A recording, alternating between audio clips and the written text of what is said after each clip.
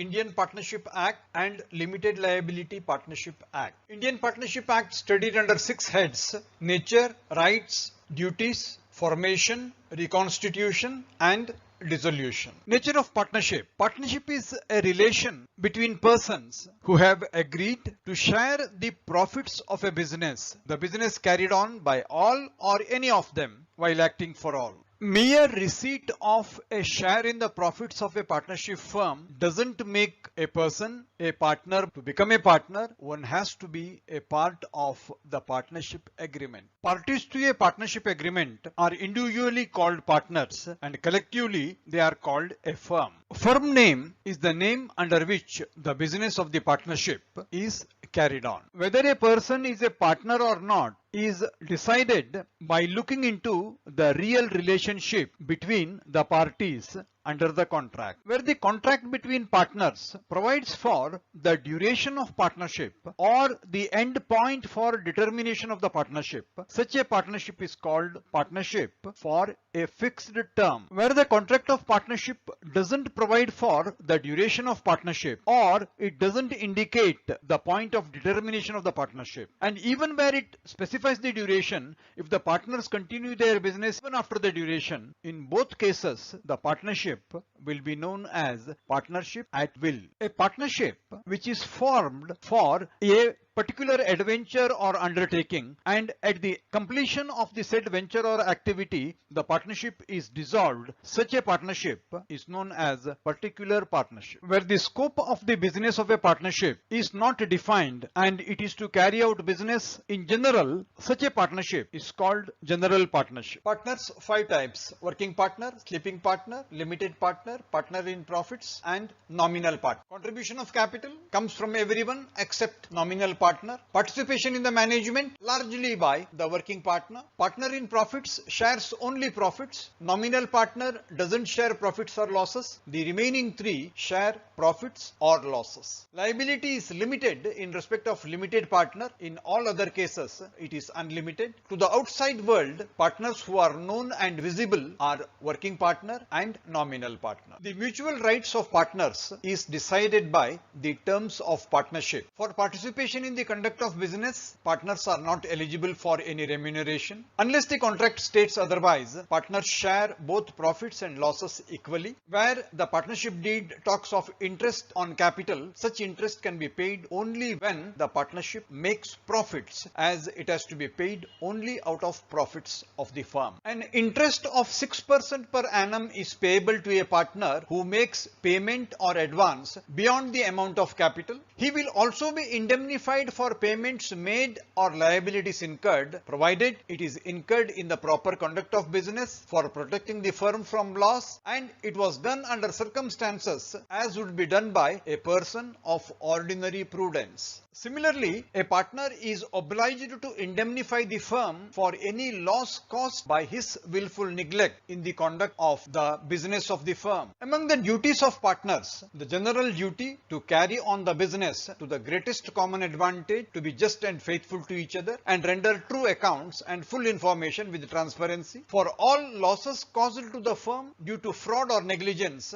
a partner shall indemnify the firm. Although it is partner's right to participate in business, it all depends on the express or implied contract between the partners. In the normal course, a partnership may provide that a partner shall not carry on any business other than that of the firm. He has got a right to take part in the conduct of business. He is bound to attend diligently to his duties. Any difference in a business is decided by majority vote, and every partner has got a right to access and inspect and take a copy of the books of account. It's a duty of every partner to use the property of the firm exclusively for the purpose of the business. If he derives any profits for himself, he shall account and pay it to the firm. If he carries on a business competing with the firm, he shall pay to the firm all profits of that business. Where a change happens in a firm and it is reconstituted, mutual rights of partners remains the same, and if a partnership firm continues after its duration, the mutual rights and duties of partners will be as if it is a partnership at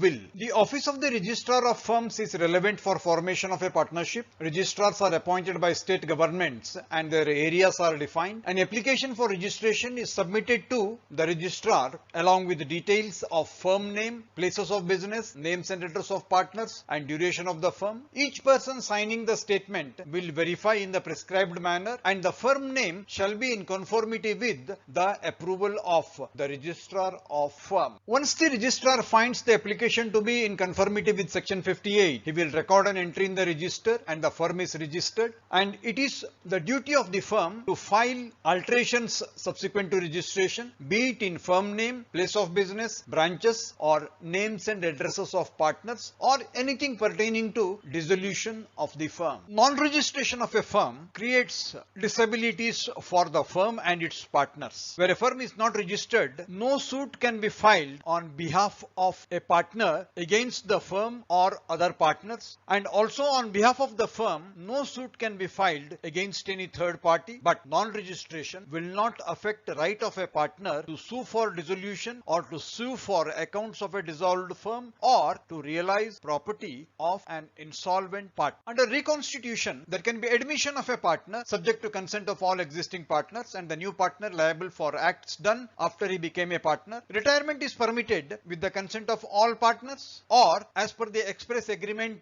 by the partners, or where the partnership is at will by giving a notice in writing to all partners of his intention to retire, but he continues to be liable to third parties for any act done till his public notice is published. Reconstitution includes expulsion of a partner in good faith and in terms of powers confirmed by contract. An expelled partner will be covered by section 32 as if he is a retired partner. In respect of insolvency of a partner, he ceases to be a partner on the date adjudicated as insolvent, but his estate not liable for acts done after that date. In respect of a deceased partner, his estate will not be liable for acts done after the date of demise. An outgoing partner, be it retiring partner or an expelled partner, can carry on a competing business, but he shouldn't use the firm name or solicit business from persons dealing with the firm. The firm can enter into an agreement with him not to carry on similar business within a specified period or specified area, provided the restrictions are reasonable. If he has given a continuing guarantee, it shall be revoked as to future transaction, and the continuing partners, if they carry on business without final settlement of the outgoing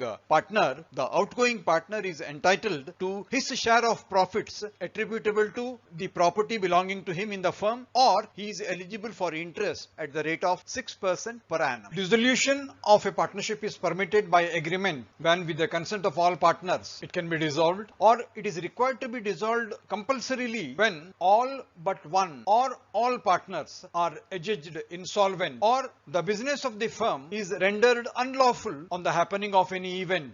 And other than this compulsory dissolution, if it is a partnership at will, it can be dissolved by way of notice from one of the partners giving a notice in writing of his intention to dissolve, and the dissolution take place based on the date indicated in the notice, if date is not indicated, from the date of submission of the notice. Under section 44, court can dissolve a firm on various grounds. One of the grounds is a partner has become of unsound mind, or a partner has become incapable of performing his duties on a permanent basis, or a partner is guilty of conduct which is likely to prejudicially affect the conduct of business, or a partner willfully commits breach of agreements and it is not practicable to carry on business anymore, or the business of the firm cannot be carried on except at a loss or any other just and equitable basis, the court is convinced that the firm should be dissolved. Under normal circumstances, dissolution also takes place in respect of partnership for a specific period by the expiry of that period,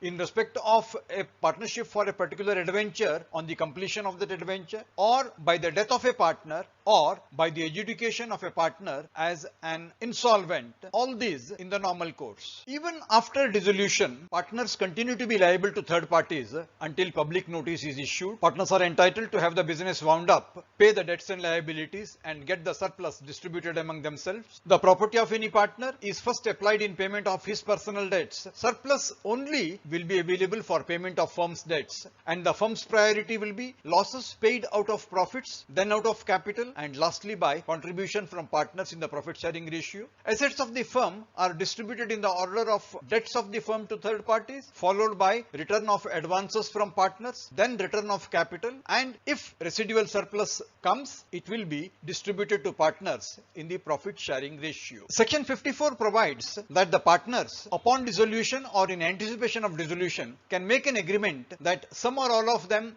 will not carry on a business similar to that of the firm within a specified period or within a specified local limits, and such agreement shall be valid if the restrictions imposed are reasonable. This is notwithstanding anything contained in Section 27 of the Indian Contract Act on contracts in restraint of trade. As regards relation of partners to third parties, a partner is an agent of the firm for the purposes of the firm's business. The act of a partner binds the firm, and this authority to bind the firm as an agent is called implied authority. But the implied authority doesn't include right to submit a dispute to arbitration, open a firm's bank account, or relinquish any claim, or withdraw a suit filed in a court, or acquire or transfer immovable property on behalf of the firm. In a relationship of agency, any notice to a partner operates as a notice to the firm, except in case where fraud is involved by the partner. Every partner is liable jointly with other partners and also severally for all acts of the firm done while he is a partner, whereby the wrongful act or omission of a partner in the conduct of business, loss or injury is caused to any third party, both the partner and the firm jointly and severally liable to the third party. Section 30 deals with minors and partnership. Minors may be admitted to the benefits of a partnership with the consent of all partners, but a minor cannot be a partner himself. He may have access to and inspect and take copies of any of the accounts of the firm. Minor's share is liable, but minor is not personally liable for any acts of the firm. On attaining majority within 6 months, he may give public notice that he has elected to become or not to become a partner. If he fails to give such notice, he becomes a partner on expiry of the said 6 months. On attaining majority when he becomes a partner, his rights and liabilities continue as a minor up to the date on which he becomes a partner. He becomes personally liable for all acts of the firm to third parties since he was admitted to the benefits. His share shall be the share to which he was entitled as a minor with no change, and where he elects not to become a partner, his rights and liabilities continue to be those of a minor up to the date of public notice, and he shall not be liable for any acts of the firm done after the date of the notice. Limited Liability Partnership Act 2008, studied under Meaning and Features, Incorporation, Liability of Partners, Accounts and Audit Provisions, Conversion into LLP, and Winding Up. The concept of LLP, Limited Liability Partnership, gives the flexibility of a partnership and a separate legal entity. It is a partnership formed under LLP Act, which defines mutual rights of LLP and partners. The number of members required to form an LLP, minimum 2. They can be individuals, LLPs and a company, but members cannot be cooperative society or any other body corporate. LLP Act provides for designated partners who are responsible for ensuring compliances. They should be individuals. 2 designated partners are required, may include representatives of body corporate. At least one of them should stay in India for a minimum of 120 days during a financial year. The consent of a DP is filed in Form 9 and particulars of a designated partner are filed in Form 4. Foreign LLP is one which is registered outside India but having a place of business in India. It is required to state legibly in all its invoices and correspondence that it happens to be a foreign LLP. The first step in the incorporation is reservation of name, which will be reserved if available up to 3 months after intimation by the registrar, and during the period submission of incorporation documents with the details of 2 or more subscribers furnished with the capital based fee payment for certificate with the LLP in issued within 14 days. Details of registered office also submitted as address for all communication. As an effect of registration,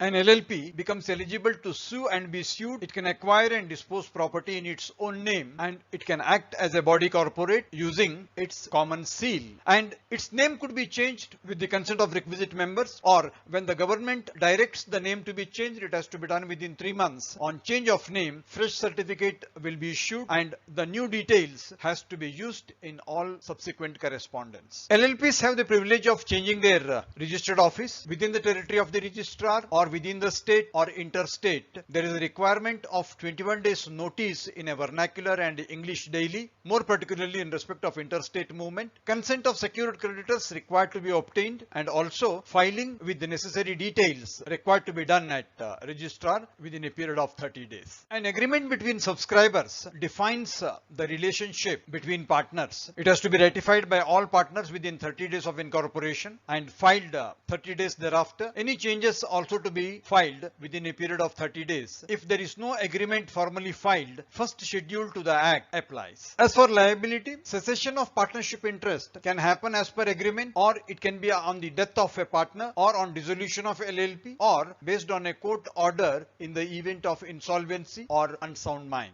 As regards entitlement of an outgoing partner, he will get proportionate capital, accumulated profits net of losses, and a share in profit or loss till the notice of ceasing to be a partner. As regards the change in partners and their particulars, names and addresses change. Partners have to indicate LLP in 15 days and LLP to inform registrar within next 30 days. And outgoing partners and new partners can inform registrar directly, or they can inform through the LLP. LLP as a principle is liable for all authorized acts of partners in the course of business. Every partner is an agent of LLP. He is not an agent of other partners. As an agent of LLP, he is liable for all wrongful acts of his and his acts to defraud creditors if any. A partner is required to contribute as per LLP agreement. The Act provides for maintenance of books and accounts for each year on receipts, expenditure, assets and liabilities. Books to be preserved for 8 years after the year end. As for statement of accounts and solvency, they are to be signed by designated partners, filed within 30 days. After 6 months from year end, they are made available for public inspection. Audit is mandatory in respect of an LLP where its turnover is more than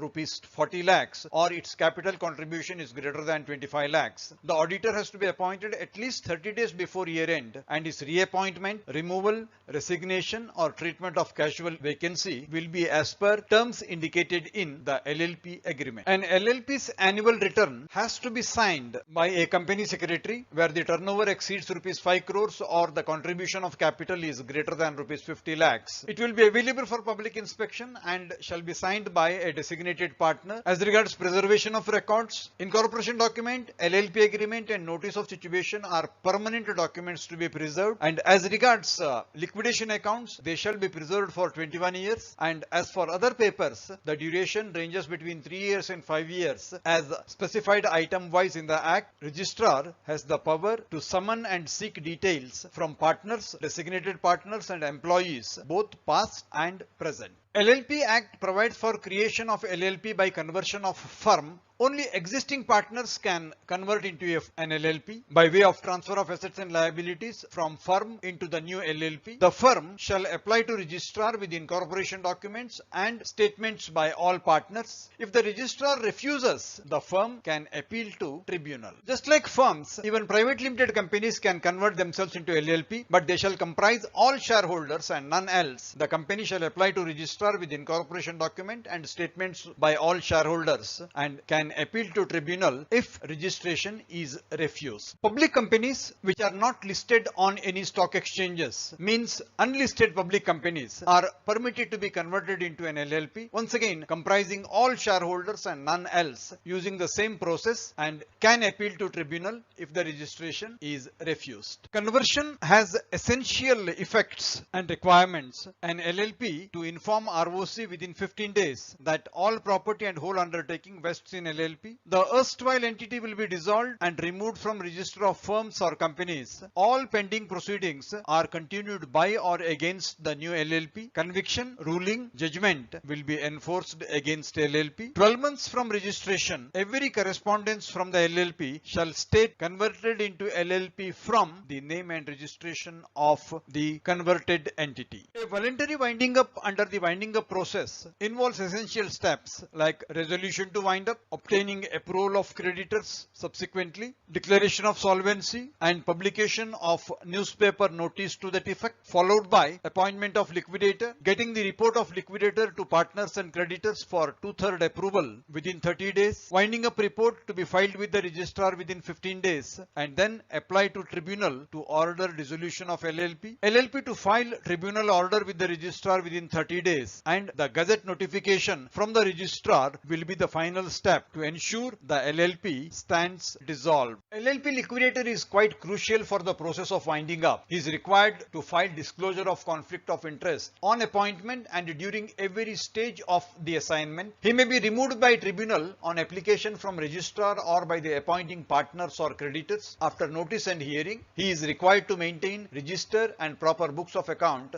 and the accounts shall be audited. The liquidator may include the views of partners and designated persons in his report to the tribunal. Winding up by tribunal ensues based on petition from LLP, partners or creditors, and the registrar will obtain central government approval on the ground that the LLP is unable to pay based on declaration of solvency. It will direct LLP to file objection, proceed with appointment of liquidator, and the liquidator will submit the report within 60 days and proceed with taking custody of assets. Subsequent to taking possession of the assets, tribunal will appoint a sale committee with action for rehabilitation if relevant. Periodic reports of liquidator will be submitted to the registrar. Winding up report will be filed with the registrar within 15 days, and it will be followed up with application to tribunal to order dissolution of LLP. LLP stands dissolved once winding up tribunal order is filed with the registrar. Anyone aggrieved can appeal to appellate tribunal within 45 days of order. A comparison by feature between partnership, LLP and company. Legal entity, both company and LLP are separate legal entities, a partnership is not. Liability, for partners, liability is unlimited. Liability is limited for members of LLP and members of a limited company. Number of members, minimum 2 and maximum 100 for a partnership. Minimum 2, no upper limit for LLP. Minimum 2 for private, minimum 7 for public, maximum 200 for private and no upper limit for public limited company. Primary governing law, Indian Partnership Act for partnership, LLP Act 2008 for LLP, Companies Act 2013 for company. Transfer of shares, need consent of other members in partnership as per agreement between subscribers in LLP, freely transferable in a public limited company. Management by any or all partners in a partnership, by any or all members in an LLP, by board of directors in a limited company. Relationship between members of agency between partners in partnership, agency with LLP in LLP, no agency relationship in a company. Profit distribution as per agreement between partners in a partnership firm, as per agreement between subscribers in LLP, dividend as declared by the company. Remedy to creditors against partners jointly and severally in partnership. In LLP, it is only against LLP, not its members. In case of company, only against company, not against its members. Audit, simple compliance in partnership. Turnover and capital linked mandatory audit in LLP. Mandatory audit compliance required in a joint stock company. Dissolution of a partnership is based on an agreement, death, retirement of a partner. As per provisions of LLP Act in respect of LLP, in company, it is winding up procedure as per the Companies Act. Partnership is the creation of a contract. The provisions regarding maximum number of members in a partnership to be 100 is incidentally given in the Companies Act 2013. In a particular partnership, a person becomes a partner with another person in a particular adventure or undertaking. Anusuya and Shrita formed a partnership to undertake construction of a shopping complex. This partnership is called particular partnership. Partnership at will is a partnership for an indefinite period. When a partnership is continued even after the expiry of fixed term, it turns into partnership at will. A partnership firm is to be registered with registrar of firm. If a firm closes a branch or opens a branch, it should be intimated to the registrar of firms. An unregistered firm cannot file a suit to enforce a right arising from a contract in any court against any third party. Dissolution on a partner becoming of unsound mind is not called dissolution under voluntary dissolution. The liability of the partners will continue for the acts done before dissolution until public notice is given of the dissolution. Nominal partner is of two types: partner by estoppel, partner by holding out. Partner is the agent of the firm, but he is agent for the purpose of the business of the firm. Under doctrine of implied authority, authority, a partner is empowered to bind the firm. Partners in profits share the profits of the firm. They need not have to share the losses. X and Y agree to divide the profits of a business in equal shares, but the loss, if any, is to be borne by X only. The partnership agreement lawful? Partners are not employees. A minor has to elect on his attaining majority as to whether he wants to become a partner or not. A new partner can be introduced as a partner into a firm with the consent of all existing partners. Every partner has a right to take part in the conduct of the business. In the absence of partnership agreement, to the contrary, the partner has a right to avail interest on advance. If a partner derives profit for himself from any transaction of the firm, he shall account for the profit and pay it to the firm. The liability of a partner in a firm is unlimited. Creditors of a firm can proceed against the partner jointly or severally. Professional qualification of admitting partner not required to be taken care while admit. Where a partner in a firm is adjudged insolvent, he ceases to be a partner from the date of such order of adjudication. In case of expulsion of a partner, provisions of retired partners will be applicable to expelled partner. An LLP is a hybrid between a company and a partnership. It has got a separate legal entity, should have at least 2 partners, and every partner is an agent of the LLP. Every partner shall inform the LLP of any change in his name or address in form number 6 within a period of 15 days of such change. There is no minimum requirement of capital for registering a limited liability partnership. A partner can bring in his contribution in the form of movable or immovable property, or he can bring in tangible or intangible property, money or promissory note. An LLP includes even an LLP incorporated outside India. LLP should have designated partners, and minimum number of designated partners is 2, and one of such designated partners have to be resident in India. Designated partner shall be an individual. The particulars of the designated partner to be filed with the registrar within 30 days of his appointment confirmation. Designated partners can obtain DPIN, which is nothing but designated partner identification number. The liability of every designated partner shall continue even after the LLP has been dissolved. The accounts of LLP shall be audited if the turnover exceeds rupees 40 lakhs. The partners of an LLP may remove an auditor in terms of the procedure laid down in the LLP agreement. The books of accounts of LLP are required to be preserved for 8 years from the day they are made. All papers, registers, refund orders, and entire correspondence regarding LLP liquidation is required to be preserved for more than 5 years from the date of liquidation. A company may apply to convert into LLP subject to a condition that the partners of the converted LLP shall comprise all shareholders and only those shareholders, no one else. The LLP shall inform the concerned registrar within 15 days